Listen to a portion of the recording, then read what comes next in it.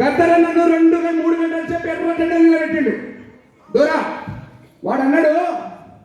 ఈరోజు అంటాడు వాడికి సారీ గౌరవ ముఖ్యమంత్రి ఏమన్నా తెలుసా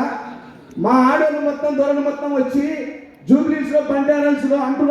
తోముకున్నారు గద్దరన్న పాటకు నేను ఆయన కిందికి ఇస్తాను అన్నాడు